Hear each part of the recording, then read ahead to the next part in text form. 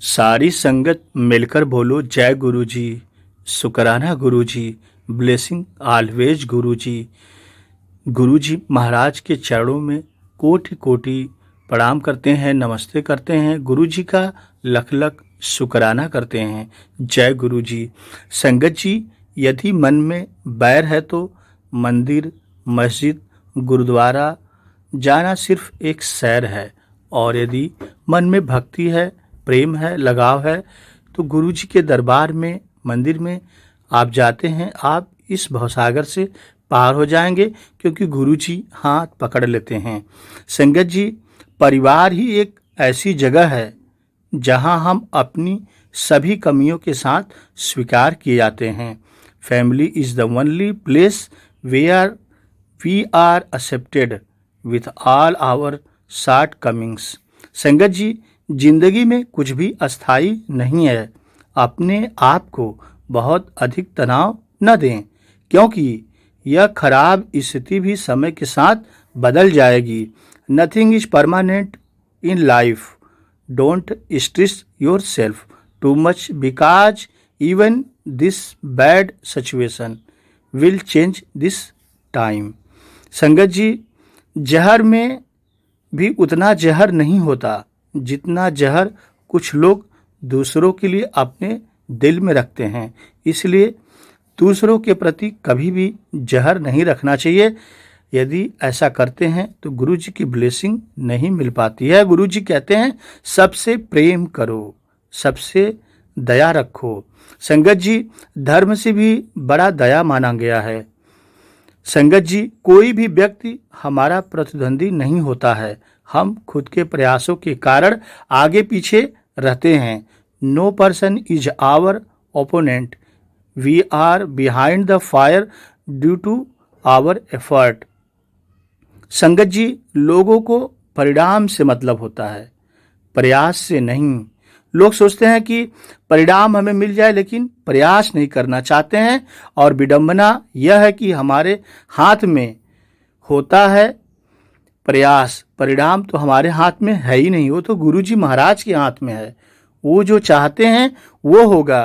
People mean by result, not by effort, and the irony is that there is effort in our hands, not result. Result तो गुरु जी महाराज के हाथ में है, ईश्वर के हाथ में है। हमें सिर्फ प्रयास करना है, अपना कर्म करना है। संगत जी, प्रेम के बिना कोई पूजा नहीं होती है, इसलिए प्रेम आपके अंदर होना चाहिए। जब तक हमारे मन में अपने आराध्य गुरु जी के प्रति प्रेम और समर्पण नहीं होगा, तब तक हमें उनकी कृपा प्राप्त नहीं हो सकती। अतः जब हम भगवान या उनके किसी रूप को याद करते हैं तो हमारी आंखों में प्रेम भर जाना चाहिए। प्रेम के आंसू संकेत देते हैं कि हमारा भगवान के साथ उस तरह का संबंध है, हमारी पूजा सफल हो रही है। सद्गुरु तेरे बिना मैं कुछ नहीं हूँ, तू ही मेरी कहानी का सार है। ये आपके दिल के अंदर होना चाहिए कि आपका अस्तित्व गुरु जी से साथ है। जैसे कि गुरु जी का अस्तित्व सागर से भी बड़ा है, और हम लोग तो सिर्फ उस सागर की एक पानी की एक बूंद हैं। जो ऐसा सोचता है वो गुरु जी का परम भक्त कहलाता है और गुरु जी की असीम अनुकृपा आशीर्वाद पाता है। जय गुरु जी, सतनाम श्री वाहे गुरु जी। संगत जी, गुरु जी के चरणों में आइए कोटि कोटि नमन करते हैं कि गुरु जी हम लोग के अंग संग हैं, और गुरु जी की आज्ञा से आगे का सत्संग अंकल जी से, आंटी जी से सुनते हैं। आपसे निवेदन है इस सत्संग को अंत तक सुनते रहिए। गुरु जी आपको ब्लेस करेंगे। गुरु जी स्वयं कहते हैं सत्संग सुनना और सुनाना दोनों ब्लेसिंग है। तो चलिए गुरु जी की ब्लेसिंग लेते हैं। गुरु जी कैसे कैसे ब्लेस करने आते हैं पूरा सुनते हैं। जय गुरु जी, शुकराना गुरु जी। आंटी, आज गुरु जी और गुरु जी के संगत को नाग पंचमी की बहुत बहुत शुभकामनाएं। और गुरु महाराज ने बहुत अच्छी आपसे स्टोरी सुनवाई, बहुत कुछ सीखने को मिला। जय गुरु जी। और आज जैसे दिव्याभा शिव पुराण पढ़ने बैठी तो ये पता था कि आज नाग पंचमी है, तो बस गुरुजी को मन में एक बार ऐसे ही बोला, मैं क्या गुरुजी बस सुन लेना। संगत जी आज दक्ष का ही चैप्टर था कि दक्ष को गुरुजी ने जीवन दान दिया और बकरे का सिर लगाया, और लास्ट में बिल्कुल गुरु महाराज ने इसमें सुनवाया पढ़वाया कि उसमें नाग देवता और सारे देवी देवता स्तुति करने आए हैं प्रभु की। तो शुक्राना शुक्राना शुक्राना, बहुत बहुत शुक्राना कि गुरुजी सुनते हैं, हर चीज सुनते हैं। उस दिन तीज थी तो दिव्य आभा में सिंदूर की डुबिया का गुरुजी ने चैप्टर सुनवा दिया। तो ये गुरुजी ही कर सकते हैं जो उस टाइम हर गुरुजी कहते हैं ना, कुछ कोइंसिडेंस नहीं है, सब कुछ मैं ही रचता हूँ। तो गुरुजी आपका अनंतम अनंतम शुक्राना। जय गुरुजी, जय गुरुजी, शुक्राना, प्रणाम गुरुजी, प्रणाम गुरुजी की प्यारी प्यारी संगत जी। आंटी आज ना सुरेश वासन अंकल के प्लेटफॉर्म पे ना संगत जी दो बहुत अच्छी संगत साई हुई थी, और उन्होंने ना एक काफी बातें शेयर की गुरुजी से रिलेटेड। तो उन्होंने बोला गुरुजी ने मनु बोलिया सी कि मेरा जेड़ा स्वरूप है ना वो लेमिनेशन करा के रखना, एवं नहीं रखना, बगैर लेमिनेशन नहीं कराना। तो एक बात ये भी मैंने सोचा संगत से शेयर कर दूं कि जिन जिन्होंने अगर नहीं करवाए तो वो भी करा दे, किसी के लिए कोई ना कोई मैसेज होता है। और ना एक उन्होंने बोला वहां पे ना एक आंटी जुड़ी हुई थी, उनका बेटा बहुत बीमार था और वो ना रो रही थी उस अंकल से बात करते करते। तो वो आंटी यही कहती कि अंकल आप कितने लकी हो, आप बात तो कर सकते थे ना, आप पूछ तो सकते थे ना, हम तो अब बात भी नहीं कर पाते, गुरुजी ने हमें।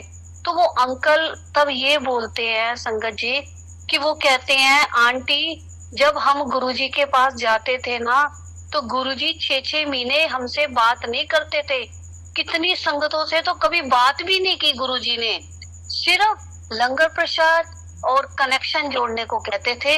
और आप तो कितने लकी हो कि गुरुजी ने कहा मेरे स्वरूप बातें करेंगे, और वो करते हैं गुरुजी। जैसे आज भी हुआ, जैसे गुरुजी से मैंने कहा गुरुजी आज नाग पंचमी है तो कुछ भी सुनवा देना, चाहे दिव्य आभा में सुनवा देना, चाहे शिव पुराण में। तो देखो संगत जी नागों का लाइन आई कि नागों के देवता ने भोले बाबा की स्तुति की। तो देखो मैंने वो आंटी अंकल वही आंटी को समझा रहे थे कि आप जो संगत हो ना, जो अब जुड़ी है गुरुजी के इसमें आप तो बहुत डिवाइन संगत हो कि गुरुजी आपसे बातें करते हैं। हमारा तो गुरुजी ने मतलब हमसे बात नहीं करते थे लेकिन कनेक्शन जोड़ने को जरूर कहते थे कि टेलीपैथी में बात करो, टेलीपैथी में बात करो। तो वो गुरु महाराज ने ना ये समझाया कि कनेक्शन डायरेक्ट जोड़ना है। फिर वो ये कहते थे कि किसी को फोन नंबर नहीं लेना, फोनों के पीछे नहीं भागना, संगतों के पीछे नहीं भागना, गुरु के पीछे भागना है। और अंकल गुरुजी ने ना उनको बोला कि तू ना सूरज नु जल दिया कर तांबे दे लोटे च। तो देखो आज ये भी एक बात उन्होंने सांझी की, तो मैं क्या संगत से मैं सांझी करूं कि गुरु महाराज ने खुद अपने मुख से उनको बोला कि तांबे के लोटे में सूरज देवता को भी जल चढ़ाना है। तो शुक्राना आंटी, ये 3-4 बातें थी, मैं क्या संगत से शेयर कर दूं। जय गुरु जी आंटी, शुक्राना गुरु जी महाराज का। जय गुरु जी आंटी। आंटी मैंने पीछे अभी रिसेंटली सत्संग सुना है किसी संगत का, उन्होंने कहा था जो गुरु जी ने किसी को पर्सनल बोला है ना तो वो सिर्फ उन्हीं के लिए है, सबके लिए नहीं कि अब सारे शुरू हो जाए वो करना। अभी देखो आंटी मेरी बात सुनो आंटी, गुरुजी ने कभी कुछ नहीं बोला, लेकिन जैसे अब हमारे माता पिता है, जो हमारे दादा दादी थे, वो भी तो सूरज को जल चढ़ाते थे, चिड़ियों को दाना मेरी दादी डालती थी, रोटी मेरी मम्मी ने रखनी है थाली में, मेरी दादी ने बुरकी तोड़नी है पहली बुरकी और मुंडेर पे जाके रखानी है। तो ये बहुत कुछ बहुत अच्छी चीजें हैं, सीखने वाली हैं कि हम बड़े बुजुर्गों से सीखते हैं। तो गुरुजी ने तो कोई पाबंदी तो लगाई भी नहीं, ये अपने कर्म है, अपना नित्यनेम है, जैसे अंदर से आवाज आए वो कर लो। जय गुरु जी आंटी। तो मैं ये सत्संग हो गया है 1.5 महीना, बट मेरे को याद परसों आया, कल भी सोचा शेयर करूं पर नहीं। ये ना गुरुजी की समाधि दिवस के बाद की बात है, 2-3 दिन या हफ्ते के अंदर की। तो मेरे लेफ्ट जो लेग है उसमें हेयरलाइन फ्रैक्चर हुआ था इंडिया में। तो वो जैसे ही मैं उस पे वेट डालती हूँ ना, तो उस पे वेट डालती मुझे लगता है कि एक पॉइंट ऐसा आता है कि वो टूट जाएगा पैर। मतलब इतना वीक फील होता है मुझे वहां बोन एरिया पे, एंकल की साइड में, कि वो ब्रेक हो जाएगा। लेकिन as I told you guys कि मेरे को समाधि दिवस के बाद से जैसे कनेक्शन बहुत बनना शुरू हुआ गुरुजी के साथ। तो मैं उनकी वीडियोस देख रही थी उस टाइम ड्यूरेशन में, जब समाधि दिवस के बाद 1 हफ्ते के बीच की बात है। तो वो देखते देखते रात को मुझे 12-1 बजे थे, मैं सत्संग सुन रही थी सबके, जो जो यूट्यूब पे, मुझे क्योंकि मुझे जानना था फिर इनको कि गुरुजी क्या है, लोग कैसे जुड़े हुए हैं, इनका नाम क्या है, सब चीजें। तो सत्संग देखते देखते अटैचमेंट होती गई, फील आता गया इनके लिए, गुरुजी के लिए प्यार आता गया, गुरुजी के लिए। सब गुरुजी ने कराया है।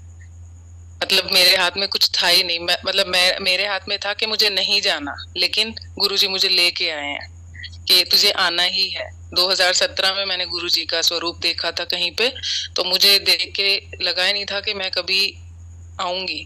गुरुजी लेके आए हैं मुझे, शुक्राना गुरुजी का। तो मैं लेटी लेटी वीडियोस देख रही हूँ, तो एकदम सडनली लेफ्ट पैर में क्या हुआ मेरे साथ, एंड इट वाज सरप्राइजिंग कि लेफ्ट पैर में जैसे हम लोग वेन में इंजेक्शन देते हैं, सबको पता होगा, जैसे ग्लूकोज चढ़ता है तो इंजेक्ट करते हैं कैनुला के थ्रू। तो जब दवाई अंदर जाती है वेन में तो बहुत ठंडी ठंडी फील आती है, पेन भी होता है और ठंडक भी लगती है, जैसे कुछ ठंडा ठंडा पानी सर्कुलेट हो रहा है आपकी वेन्स के अंदर से। तो लिटरली सेम फीलिंग मेरे पैर में थी, पेन नहीं था, बट एंकल जहां मुझे पेन है ना, वहां से ऐसे ठंडी ठंडी धीरे धीरे धीरे धीरे ऊपर तक आई, मेरे नी से नीचे तक के एरिया में। वो ऐसे पानी की तरह फैला, वो जो मुझे ठंडा ठंडा लग रहा था वेन के अंदर। तो ना समहाउ मेरे दिमाग में ही हुआ, मैंने कहा गुरुजी कुछ कर रहे हैं। मतलब मेरे को नहीं पता गुरुजी ने किसके लिए क्या किया था, कैसे करते हैं, क्या सत्संग लोग बनाते हैं, उस टाइम तक मुझे कुछ नहीं पता था क्योंकि मैं वीडियो नहीं देखती थी इतनी। लेकिन मेरे अंदर आया कि लोग इतने सत्संग शेयर करते हैं, लोगों के साथ इतना कुछ होता है, मतलब दैट वाज अनयूजुअल, जो कि कभी नहीं होता और ना हो सकता है किसी के साथ ऐसा। तो वो ठंडा ठंडा मुझे ऐसा लगा, मैंने कहा ऐसा क्या हो रहा है। मैं भी हिली नहीं बिल्कुल भी, वो होने दिया मैंने। होने के बाद जैसे ही वो ठंडा, जितना अपने पॉइंट पे उसको आना था वहां तक वो ठंडा हुआ, और उसके बाद ऐसे बर्निंग सेंसेशन हुई कि एकदम गर्म फील हुआ, एकदम गर्म, जैसे हम लोग कोई ऑइंटमेंट लगा लेते हैं पेन किलर वाला और गरम गरम होता है, बहुत लगता है। तो वो चीज हुई। तो मैं अंदर अपने मन में ना ये बात कर रही हूँ, मैंने कहा गुरुजी आपने कुछ तो किया है।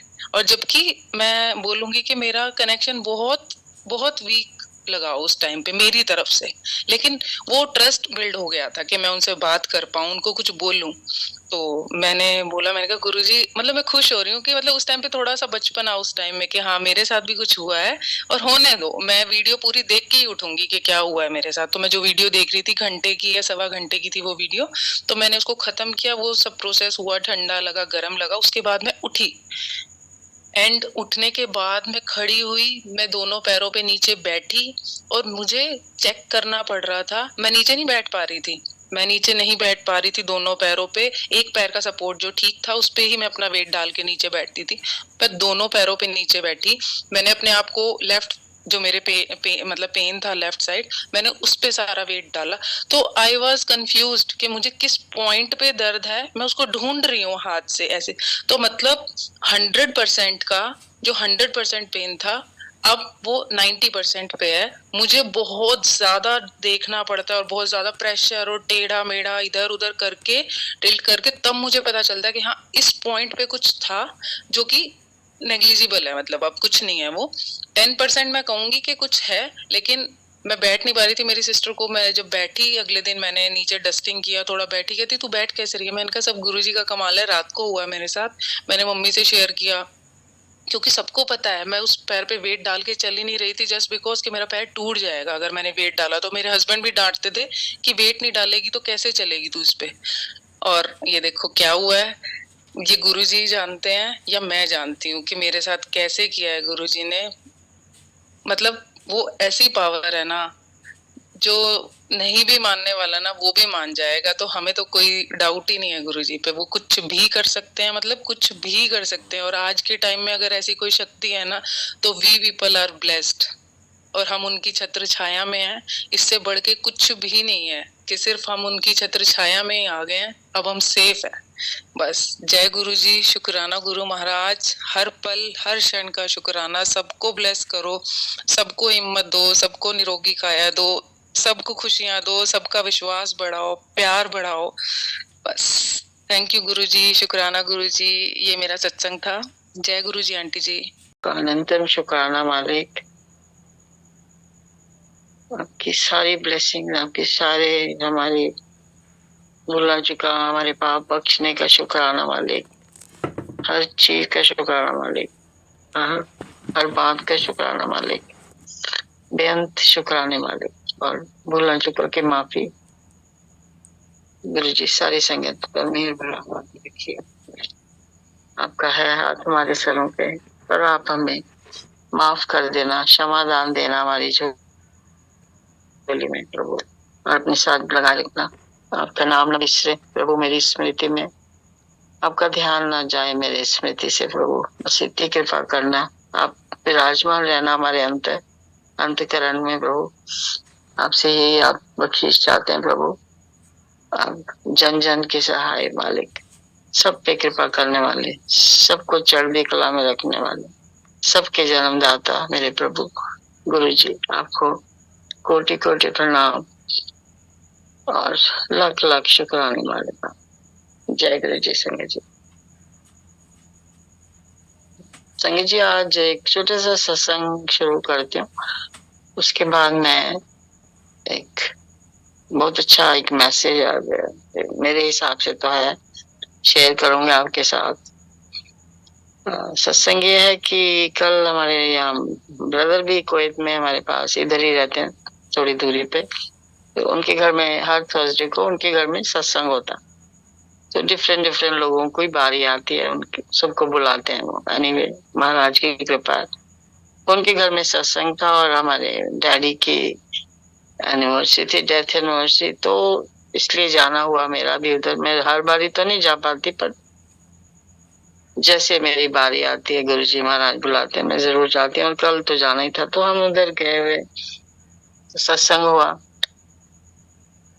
और उसके बाद जैसे आपको मालूम है सत्संग हुआ, सत्संग शेयर किया, शुक्राना हुआ, उसके बाद लंगर प्रसादा चला, और फिर जाने के जब टाइम आया तो हमारी बहू रानी कहने लगी कि दीदी ले जाओ थोड़ा सा लंगर प्रसाद। तो मैंने कहा तो मेरे लिए तो मत दे, क्योंकि मैं खा चुकी हूँ हम लोग, तो एक थाली पैक कर दे, यहाँ पे कोई है ऐसी संगत जो नहीं जा पाते सत्संग पे, उनकी जो भी अपनी पर्सनल प्रॉब्लम है, मैंने कहा मैं उनके लिए ले जाती हूँ, तो उसके लिए मुझे पैक कर दे।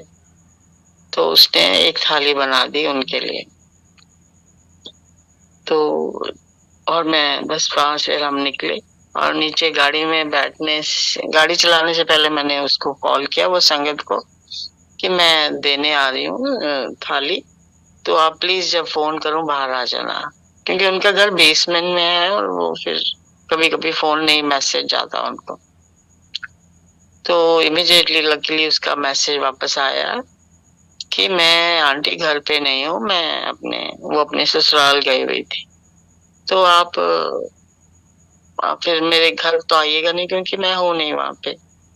मैंने कहा अच्छा ठीक है। अब हम चल पड़े घर की तरफ, अब ध्यान आए कि अब ये थाली तो उसके नाम की थी, वो तो है नहीं, अब क्या किया जाए, किसको दी जाए।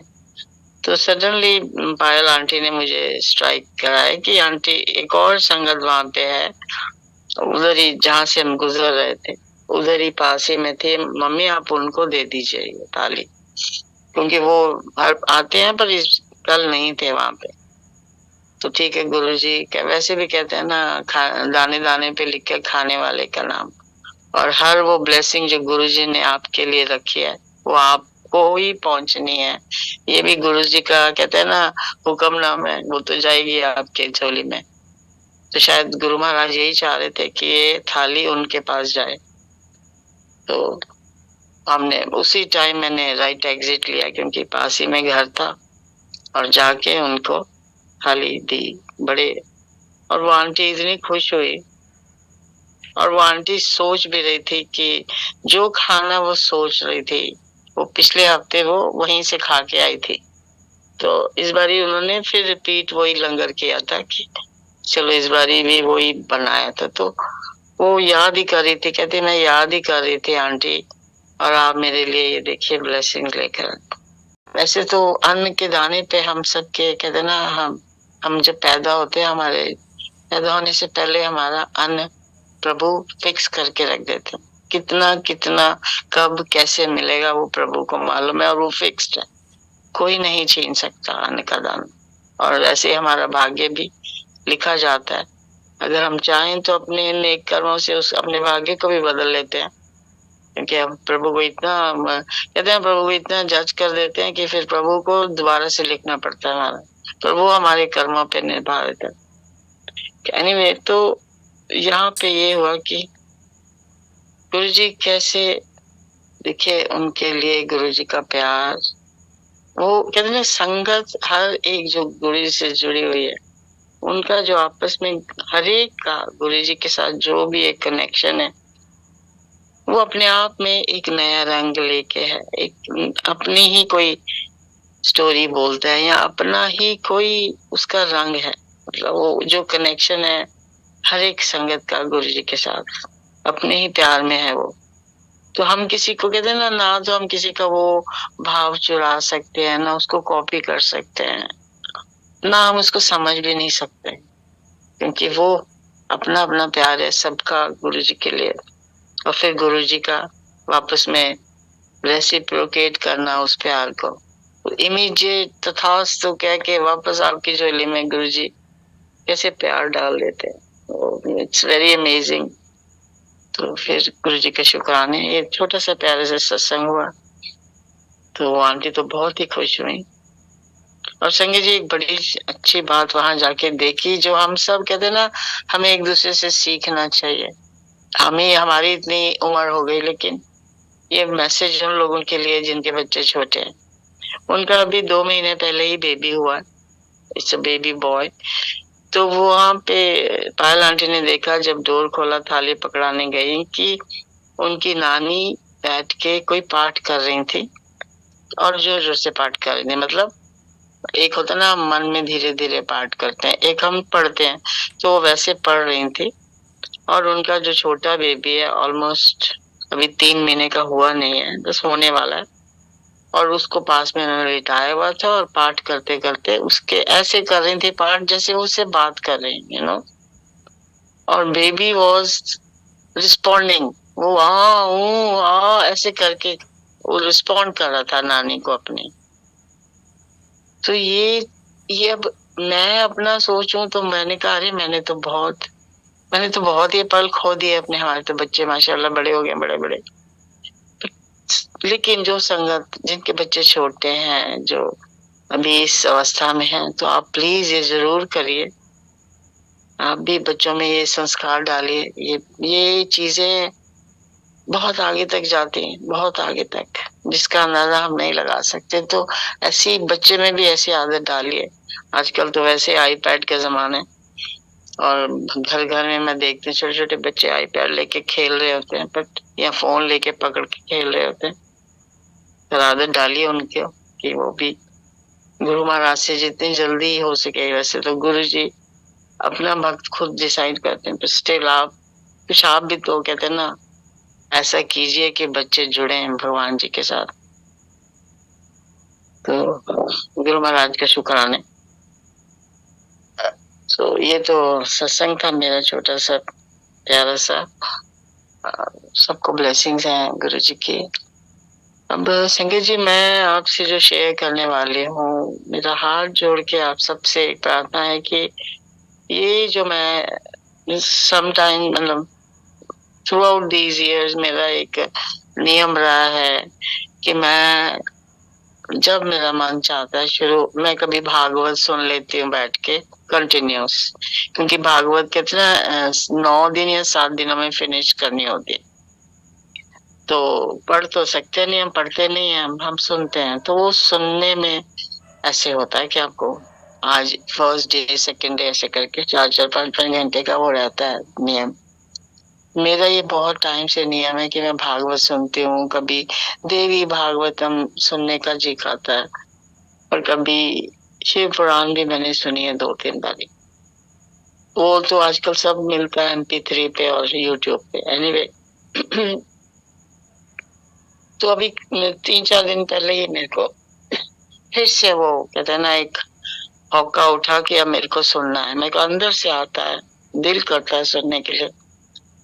तो और बार बार मैं बहुत माशाल्लाह गुरु जी की कृपा से बहुत टाइम सुन भी चुकी हूँ, लेकिन फिर मैं वो बार बार सुनती हूँ और मुझे हर बारी कुछ ना कुछ बहुत बड़ा नया सुनने को मिलता है। और मैं सोचती भी हूँ कि ये मैंने मिस कैसे कर दिया।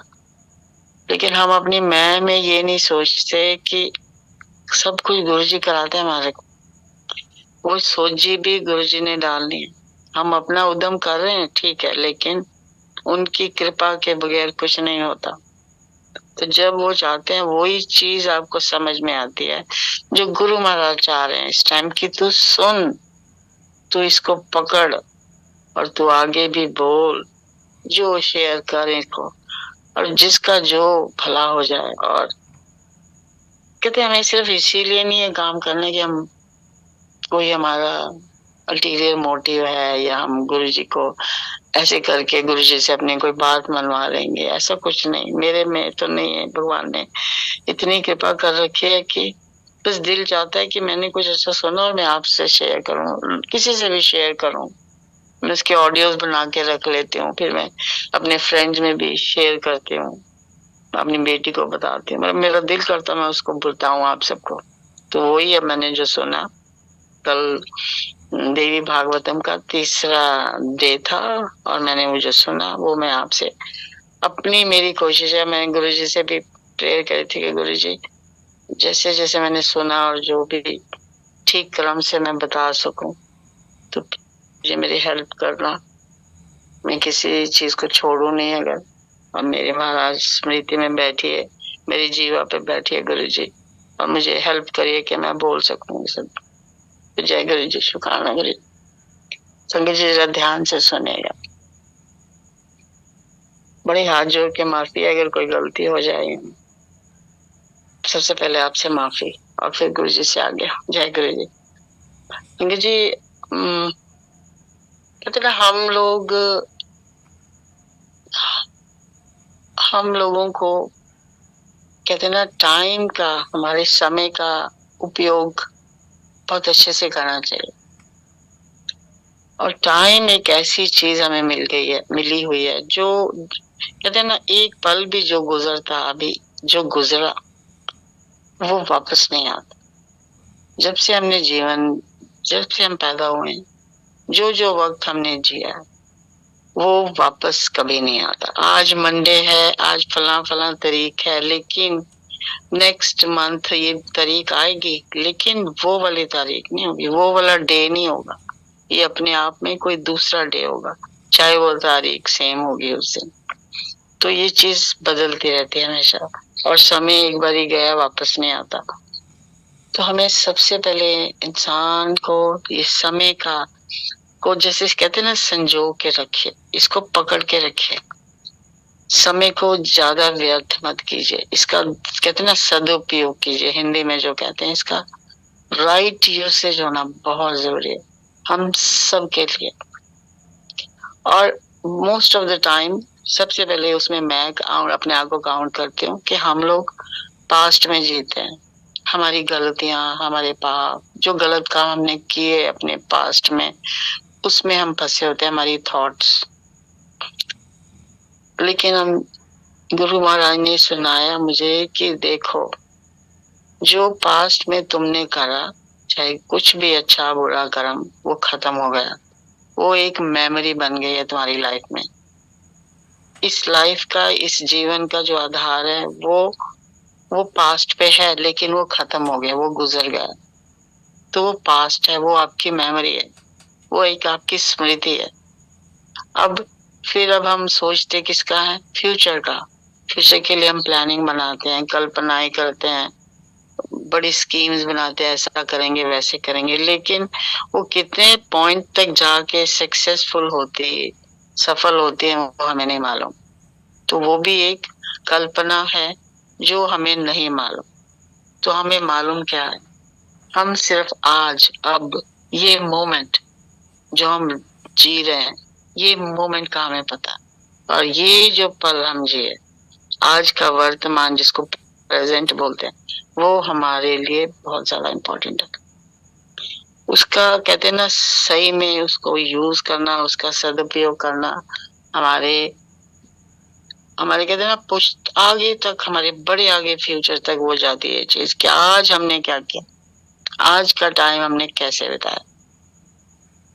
तो उसमें हमारे को ये बहुत डिसिप्लिन से चलना है, ये सोच के रखना है कि हमारा जो डिसिप्लिन वाला कहते हैं ना, जो हमारा जीवन है वो एकदम डिसिप्लिन होना चाहिए। मतलब इधर उधर भटकना नहीं है हमारे, और अपनी सोच को पकड़ना है। क्योंकि हम सब एक बात जानते हैं कि हम we are byproducts of our thoughts. हम अपने विचारों से जो हम बने हैं वो अपने विचारों के हैं, उसका हम कहते हैं प्रोडक्ट हैं। हम अपने विचारों से पैदा हुए हैं, तो उसमें हमें अपने विचारों का ध्यान बहुत जरूरी रखना। ये चीज में जुड़ जाते हैं कि हमारे से ये क्या हो गया, हमारा पास्ट क्या था, हमारा फ्यूचर क्या था, और हम आज को भूल जाते हैं।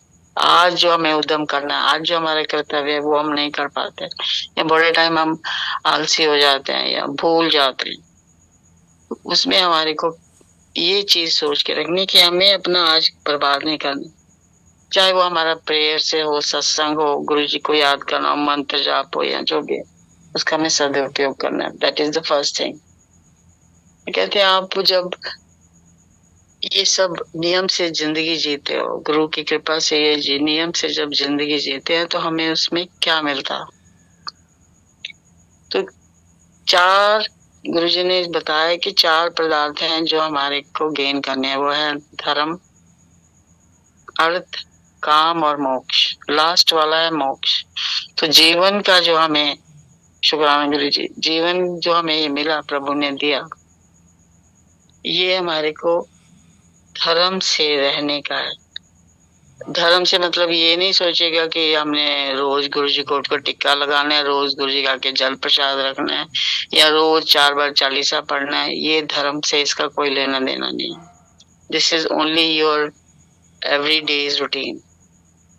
धर्म से मतलब होता है कि डिसिप्लिन कैसे चलना है, जो चीजें हमारे को मना है वो नहीं करनी, वो हम सब जानते हैं। और जो हमारे लिए बाध्य है, जो हमारी ड्यूटीज हैं, जो हमारे कर्तव्य हैं, हमारे परिवार की तरफ, हमारे सभी जनों के सब, हर बंदे के लिए जो हमारे कर्तव्य वो हमें पूरे करने हैं और सच्चे मन से करने हैं। उसमें कोई दोगलापन, धोखाधड़ी, ये सब ये आप सब जानते हैं, इसमें मुझे बोलने की जरूरत भी नहीं। तो धर्म से जीना है, और उसके ये धर्म से जीने के बाद हमें क्या मिलता है? अर्थ की प्राप्ति होती है।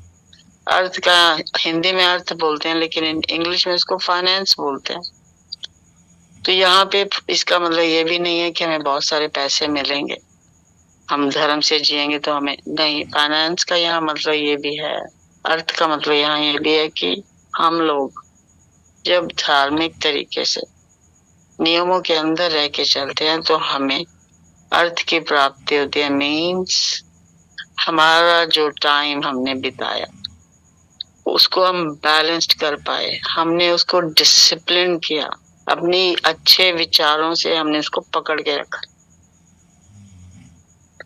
तो उसमें हमारा, तो कहते हैं हमारे, जरूरी नहीं होता कि आप पैसा ही सब कुछ है। जिंदगी में पैसा बहुत जरूरी है, लेकिन पैसा उतना ही जरूरी है जितना इंसान को चाहिए। लेकिन जरूरी क्या है? हमारे अच्छे विचार, अगेन वो अच्छे थॉट्स, क्योंकि यहाँ पे सारा कुछ निर्भर करता है हमारे थॉट्स कितने अच्छे हैं।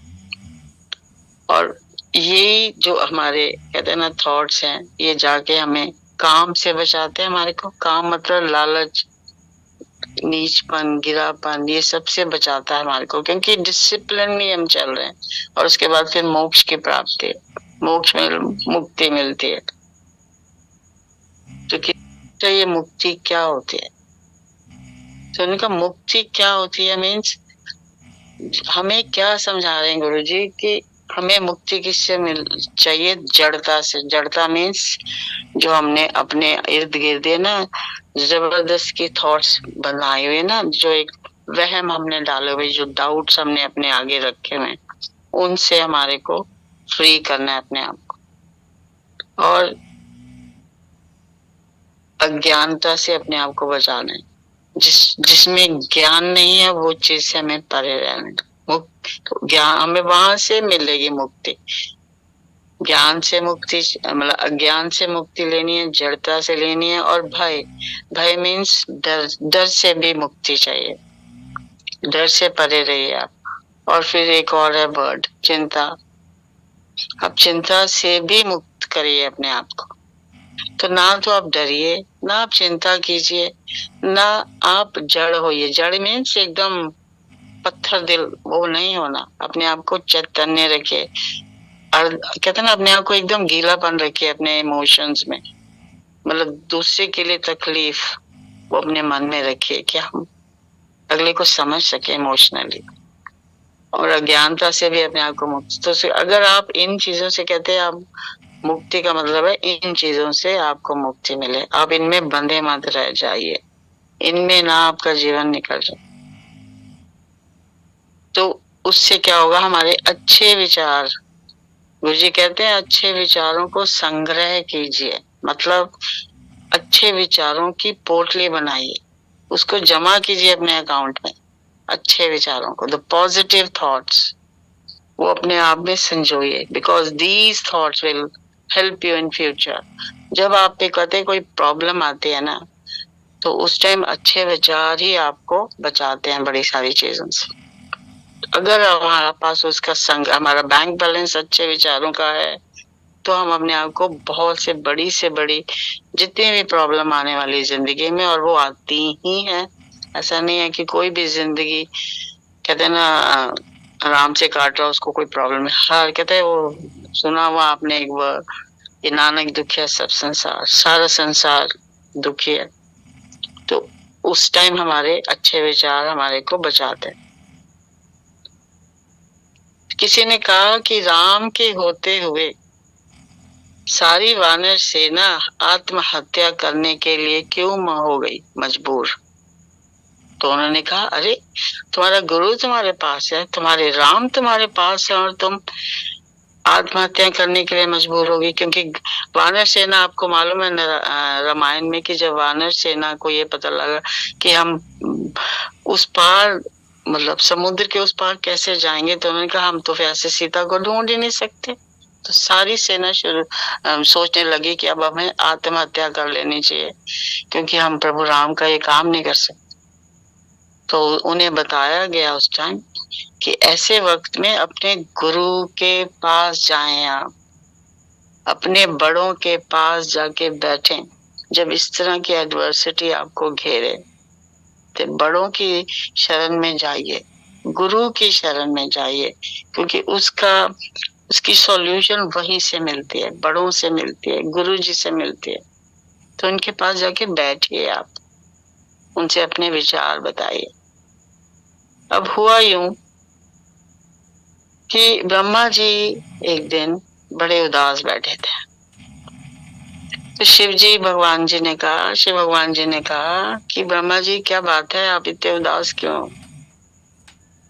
तो ब्रह्मा जी कहने लगे आपने मुझे जो सृष्टि बनाने का ये जो मेरे को दिया, आपने रोल प्ले करने का कि पूरा सर्जनहार हूं मैं सर्जन करना है, पूरा सृष्टि बनाई है मैंने, जीव जंतु सब बना दिए, लेकिन मैं अपनी इस क्रिएशन से, ये जो मैंने निर्माण किया, इससे मैं खुश नहीं हूँ।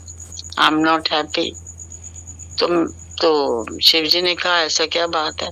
कहते नहीं, ये जितने भी जीव जंतु बनाए हैं मुझे इनसे संतुष्टि नहीं हुई, मैं कुछ और ऐसा क्रिएट करना चाहता हूँ। तो शिव जी ने कहा फिर तो कीजिए क्रिएट, आपको क्या प्रॉब्लम है, आप बनाइए जो बनाना चाहते हैं। तो उन्होंने कहा प्रभु डर लगता है कि अगर मैंने ऐसी कोई चीज बना दी जो अपने आप में संपूर्ण है तो क्या होगा? शिव जी भगवान बोले ऐसे डरो मत, तुम बनाइए, आप बनाइए जो भी बनाना चाहते हैं। तो तब जाके ब्रह्मा जी ने मानव जाति यानी हम लोग मानव इंसान को बनाया। अब जब इंसान को बनाया तो उसमें पहले तो बहुत खुश हुए, लेकिन फिर उदास। अब शिव जी बोले अब क्या हुआ, अब क्यों तुम्हारी आंखें भर आई अपने इस क्रिएशन को देख के? तो बोलने लगे, ब्रह्मा जी बोले मैंने ये बना तो दिया इंसान, लेकिन ये मुझे अपने आप में पूरा नहीं लग रहा, संपूर्ण नहीं लग रहा। तो शिव जी बोले जो चीज की इसमें कमी है वो आप डालिए। तो ब्रह्मा जी कहने लगे प्रभु आप ही से ये चीज मैंने आप ही से लेके इसमें डालनी है, जो आप संपूर्ण हैं उसी का एक कण लेके मैंने ये मानस के अंदर डालना। तो शिव जी भगवान ने कहा तो डालिए, आप बनाइए इसको। तो उन्होंने वो चीज डाली। अब फिर से ब्रह्मा जी उदास खड़े। तो भगवान जी शिव जी बोले अब क्या हुआ भाई ब्रह्मा? अब इंद्राणी, पार्वती माँ, गौरा माँ सब उनसे पूछने लगी, लक्ष्मी माँ अब क्यों आप उदास हैं? अब तो आपने क्रिएट कर दिया, इतना इंसान बना दिया। तो उन्होंने कहा मैंने इंसान बना तो दिया है, लेकिन अब ये संगत जी प्लीज सुनिएगा इस बात को, लेकिन ये भूल गया है इसको अपने स्वरूप, इसका जो आत्म स्वरूप है इंसान का वो भूला बैठा है। इसको याद नहीं कि इसको किस लिए बनाया गया है।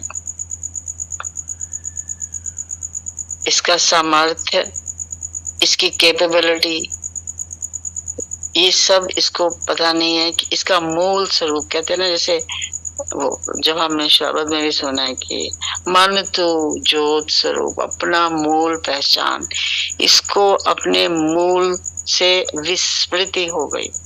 ये भूल गया कि मैं जगत में क्या करने आया। इसीलिए जब नारद जी भी ये बोले बाद में कि जब भी मैं धरती पे गया हूँ मैंने इंसानों को दुखी देखा। हर एक कोई इंसान यहाँ पे सब कुछ होते हुए भी दुख है। दुख उसको क्यों है इंसान को? कि वो ये नहीं जानता कि मैं यहाँ क्या करने आया। उसको अपनी आत्म स्वरूप की विस्मृति हो गई है, भूल गया है। वो जिस बात के लिए प्रभु ने उसको बनाया वो भूल चुका है। तो यहाँ पे हम लोग वही चीज करते हैं कि हम लोग किस दौड़ धूप में भागते हैं बताइए।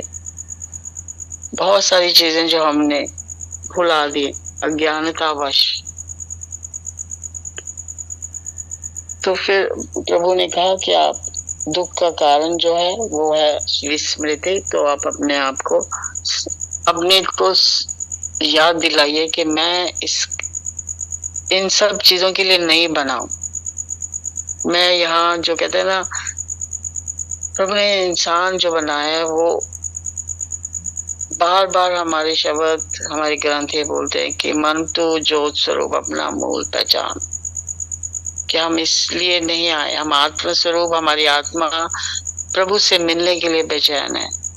अच्छे कर्म करने के बाद हमारे जो पॉजिटिव थॉट्स हैं उसी के हिसाब से हमारे को कहते हैं ना प्रभु की प्राप्ति होती है। और हमारे को ह्यूमन शरीर मिला, लेकिन मैं बहुत ज्यादा बोल रही हूँ but I have to tell you all this. Human शरीर कहते हैं हमारे को मिला इसलिए कि हम वापस अपने रूट में जा सकें थ्रू आवर कर्मास। और ये कर्म का कहते हैं सबसे पहला रूट, जो पहली एक फैक्टर है वो है हमारे सद विचार। सद विचार कहते हैं, मैं संजय जी बिल्कुल इसको अभी शॉर्ट कर दे रहे हैं, शायद आप पता नहीं आप समझ रहे हैं कि नहीं।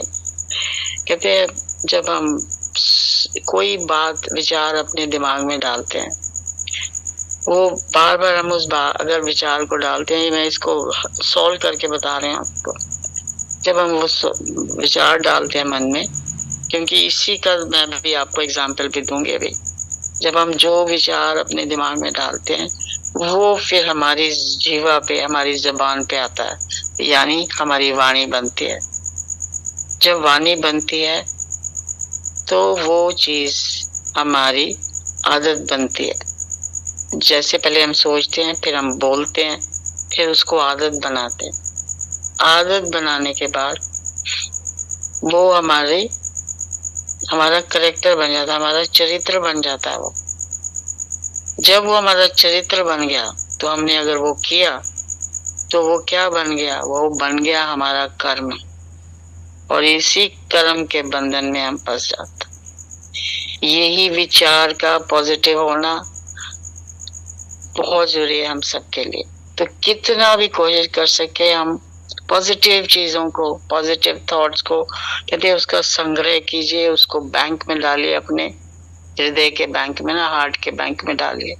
तो जितनी ज्यादा अच्छी पॉजिटिविटी हम अपने अंदर डाल सके उसको डालिए, क्योंकि आगे जाके यही फिर कर्म बनने वाली है। और फिर कहते हैं ना 84 के गेड़े, जो आप सब जानते हैं। अब यहाँ से एक और एग्जाम्पल दे के बताते हैं आपके, जो मैंने सुना। अब महाभारत का युद्ध आप सबको पता है। अब उसमें हुआ ये कि युद्ध होने वाला है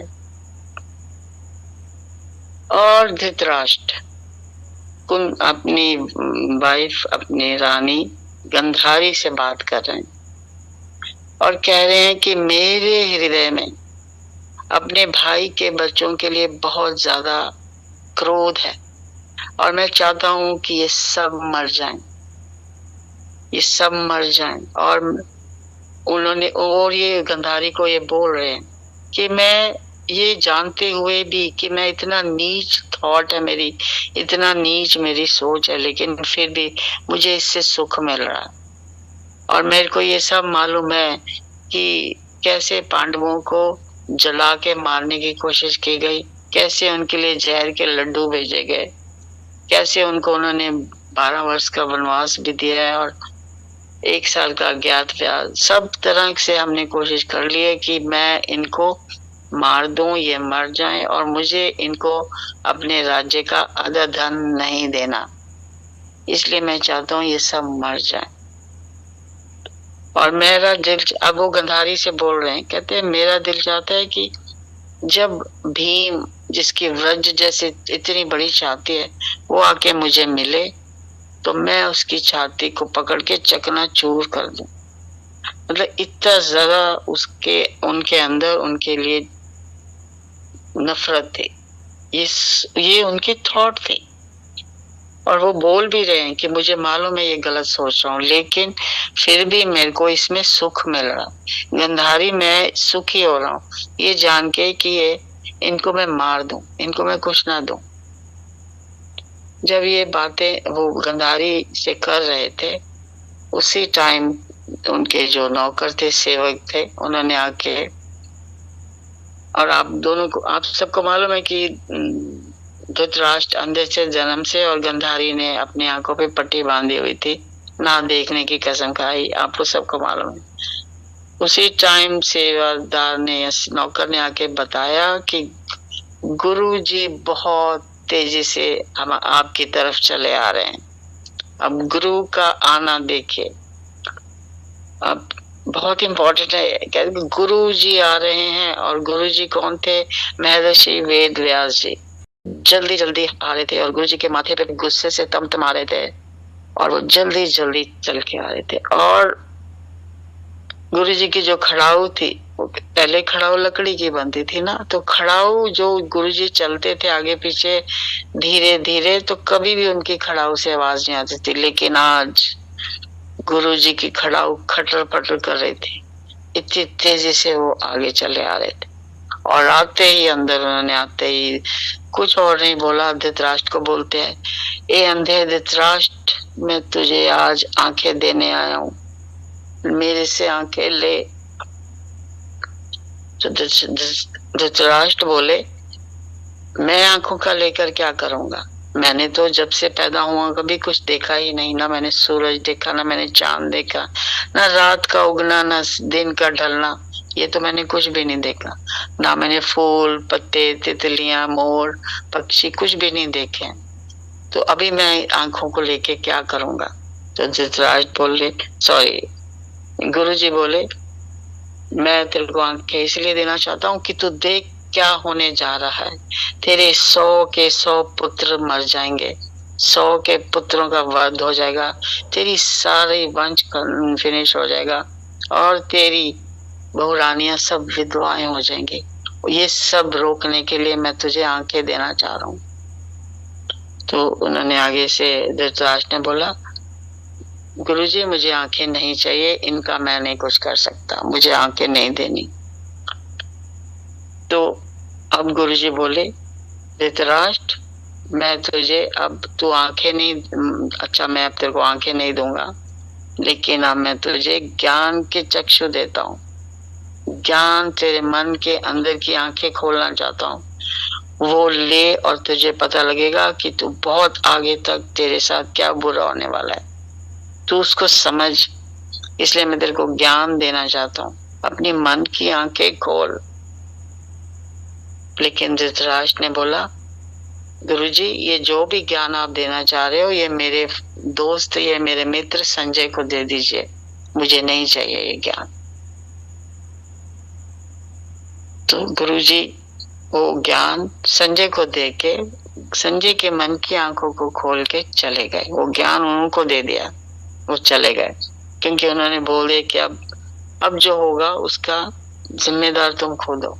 तो उसके बाद धृतराष्ट्र ने संजय से पूछा थोड़ी देर बाद, ये तो बताओ कि धर्म क्षेत्र में क्या हो रहा है, क्योंकि सारी आर्मी खड़ी थी कुरुक्षेत्र के मैदान में और वॉर शुरू होने वाली। इसीलिए गुरुजी आए थे उनको रोकने कि रुक जा, ये जो अभी अनर्थ होने वाला है इसको तू रोक सकता। लेकिन उन्होंने गुरुजी की बात नहीं मानी। तो संजय से पूछा धृतराष्ट्र ने कि धर्म क्षेत्र कुरुक्षेत्र में इस टाइम क्या चल रहा है। देखिए संजय जी, संजय ने धृतराष्ट्र को बोला कि कुरुक्षेत्र के मैदान में इस टाइम जहाँ वो महाभारत का युद्ध होने वाला है, वहां पे भगवान जी ने, कृष्ण भगवान जी ने शपथ ली है कि मैं हथियार नहीं उठाऊंगा। मैं दोनों जो पार्टीज हैं, मतलब दोनों जो दल हैं, उनके किसी की भी हेल्प के लिए मैं हथियार नहीं उठाऊंगा, ये आप सब जानते हैं।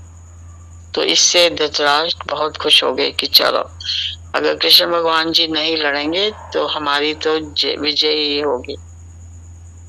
लेकिन जैसे ही भैरव ध्वनि बजी, जैसे मतलब भैरव ध्वनि मतलब वहां युद्ध शुरू होने की ध्वनि जब बजी, तो जितने भी सेना दल कौरवों की थी वो 7 कदम पीछे हो गए डर के मारे। सबने अपना बुरा उस टाइम महसूस कर लिया कि अब कुछ बुरा होने वाला। हुआ भी वही आप सब जानते हैं कि धृतराष्ट्र के 100 के 100 पुत्र मारे गए। बड़े लोग, अब धृतराष्ट्र कहते ना अंधी आंखों से जाके अपने बेटों के शव भी पहचान नहीं सकते थे, इतना बुरा हाल था उससे। इसीलिए कहते हैं महाभारत जैसा युद्ध कभी नहीं होना चाहिए इस धरती पे। तो कहते शकुनी का भी शरीर नहीं मिला था, उसका भी शव नहीं मिला था। तो कितना बड़ा अनर्थ हुआ, कितनी पूरा का पूरा कौरवों का वंश विध्वंस हो गया, नाश हो गया। तो अगर वो गुरु महाराज जब उनके पास आए और उसको ज्ञान देने आए तो उसने ज्ञान लेने से मना किया। तो ये जो विचार उसके मैंने आपको पहले बताया, जो वो सोच रहा था कि मैं इनको धन नहीं दूंगा, मैं ये चाहता हूँ इनके साथ ही हो जाए, इसी विचार ने उसको कहाँ तक पहुंचाया और क्या फिर उसका हाल हुआ। तो छोटी सी एक बात और मैं बताती हूँ इसमें, वहीं पे मैं फिनिश करूंगी। अब जब इनको पता लगा कि सारा सब कुछ अनर्थ हो गया, सब कुछ फिनिश हो गया। तो धृतराष्ट्र रात के अंधेरे में गांधारी से बोले कि चलो गांधारी, अब हमारा यहाँ कोई काम नहीं, अब हम अपने गुरु के आश्रम में जाके ही बाकी का जीवन व्यतीत करेंगे।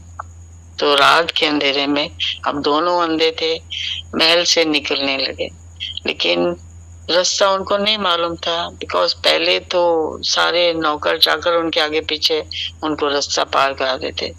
लेकिन अभी क्या हुआ, जैसे ही निकलने लगे, गांधारी ने हाथ पकड़ा हुआ था धृतराष्ट्र का और दोनों अंधे, तो जोर से जाके उनका सर उधर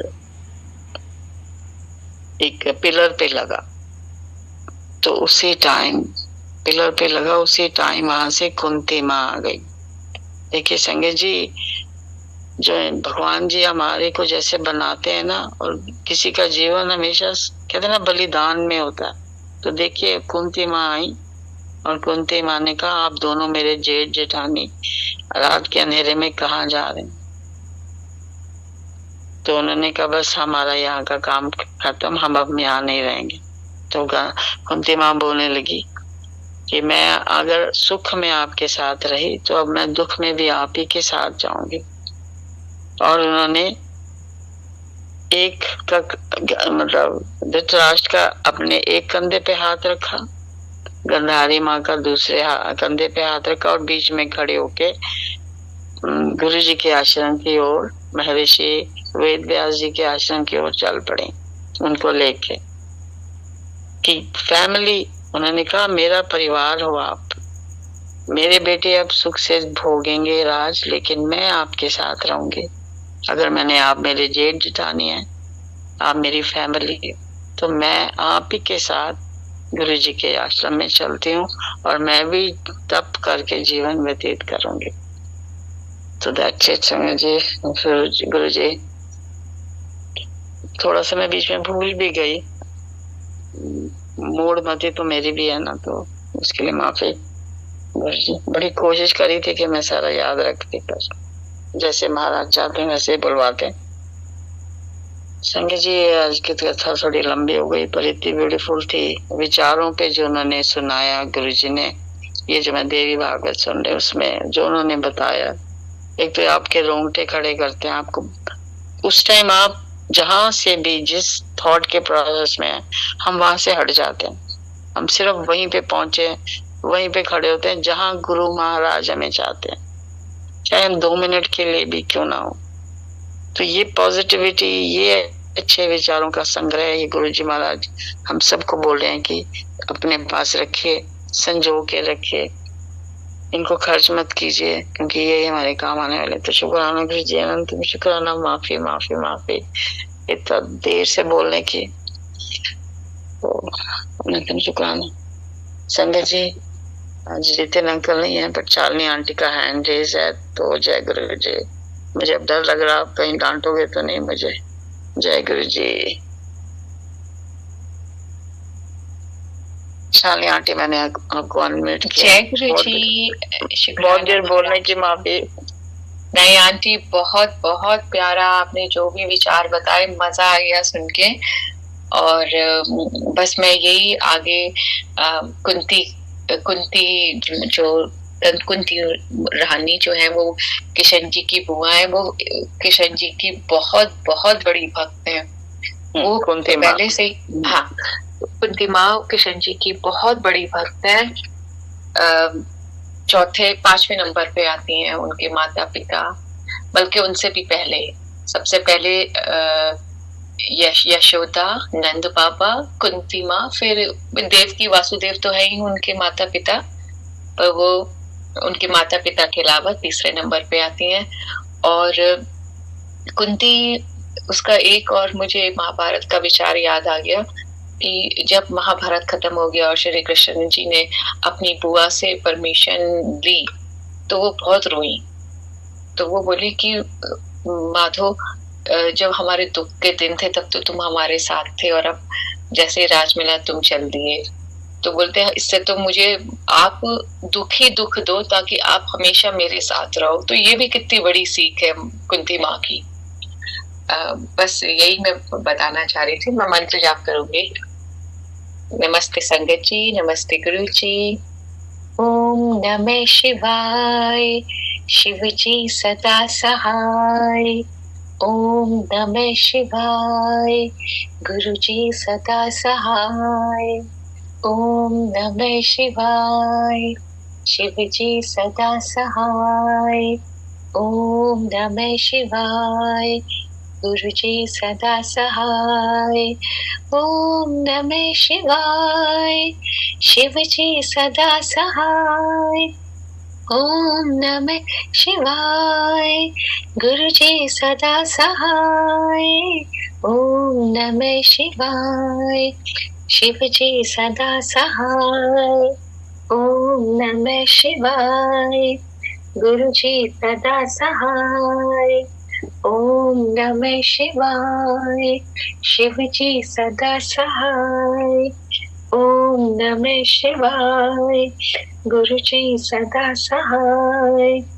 ओम नमः शिवाय, शिव जी सदा सहाय। ओम नमः शिवाय, गुरु जी सदा सहाय। गुरु जी सदा सहाय, गुरु जी सदा सहाय। जय गुरु जी, शुक्राना गुरु जी, शुक्राना हर पल का, हर सांस का महाराज। शुक्राना हमें रोज सत्संग में जोड़ने का। शुक्राना हर अच्छी सीख का जो आप हमें रोज सिखाते हैं। रोज ही प्रभु आपके सत्संग हैं। जाने अनजाने में जो हमसे भूल चूक हुई है उसे आप क्षमा कीजिए तथा हमें सदा अपने चरणों के पास रखिए। जय गुरु जी, शुक्राना गुरु जी। शुक्राना आंटी, बहुत बहुत प्यारा आपने आज बताया दोनों। और वो छोटे बच्चे का कैसे उसकी नानी उसको बैठ के पाठ सुना रही थी, that is also very beautiful. और मेरे बच्चे भी बड़े हो गए अभी तो पर मैं औरों को जरूर बताऊंगी। थैंक यू आंटी, जय गुरु जी। बच्चों को बताइए ना, आप तो नानी दादी जो बनेंगे आप माशाल्लाह, तो आप करिए, उनको सिखाइए, क्योंकि ये चीजें हमारे कहते हैं ना, अब ये हमारे रूप से जोड़ते हैं हमारे को वापस ले जाती हैं जहाँ से हमारे यहाँ। और आंटी वो जो आपने कुंती माँ का बोला, तो मैंने वो इस तरह सुना हुआ है कि जब खत्म हो गया, जाने लगे, तो कुंती माँ से कृष्ण भगवान जी ने पूछा कि आपको बुआ क्या दूं मैं, सबको दे रहे थे तो आपको क्या दूं, तो उन्होंने कहा मेरे झोले में दुख डाल के जाइए। तो कहा कुंती माँ आप ऐसे क्यों बोल रहे हैं, कहते क्यों, सुख में प्रभु मैं आपको भूल जाऊंगी, लेकिन दुख रहेगा तो मैं आपको हमेशा याद करूंगी। और वही बात है कि हमें दुख में गुरु जी को बहुत याद आते, तो उन्होंने कहा मेरे झोले में दुख ही डालिए ताकि मैं आपको हमेशा याद रख सकूं। बस वही बात है, बस थोड़ा सेम है, इधर उधर सेम ही है। कि वो कान्हा जी उनसे, अब मैंने तो यही सुना उनसे वो आज्ञा ले रहे थे, बुआ अब मैं जाऊं, बहुत दिन हो गए मुझे द्वारका जाना है। बताने में रहता है ना, किसी का अपने तरीके से समझते हैं, कोई कैसे समझाता, तो बात तो वही है, वही बात है आंटी। बहुत अच्छा, thank you aunty, thank you so much, जय गुरु जी आंटी। जय गुरु जी, शुक्राना गुरु जी, ब्लेसिंग ऑलवेज गुरु जी, लख लख शुक्राना गुरु जी। इतना प्यारा प्यारा सत्संग आंटी जी ने सुनाया, आपका बहुत शुक्राना aunty ji. Thank you aunty ji, आप आती हैं और गुरु जी का सत्संग शेयर करती हैं, सारी संगत ब्लेस होती है और सत्संग सुन के बहुत ही अच्छा लगता है कि गुरु जी की ब्लेसिंग क्या क्या होती है, कैसे मिलती है। संगत जी, गुरु जी का सत्संग सुनने और देखने के लिए गुरु जी का सत्संग बड़े मंदिर ब्लेसिंग का चैनल है, सब्सक्राइब कर लीजिए, जिससे गुरु जी का लेटेस्ट सत्संग आपको सुनने को मिलता रहे। गुरु जी का आशीर्वाद, गुरु जी का ब्लेसिंग आपको मिलता रहे। जय गुरु जी, अनंतम अनंतम शुक्राना गुरु जी। भूल चूक माफ़ गुरु जी। संगत जी, सत्संग के दौरान यदि कोई भूल चूक हुई हो, कोई गलती हुई हो, माफ़ कीजिएगा। गुरु जी आप भी माफ़ करिएगा। जय गुरु जी। दूसरे सत्संग में मिलते हैं संगत जी, तब तक के लिए गुरु जी आपको स्वस्थ रखें, आप खुश रहें, मस्त रहें। जय गुरु जी।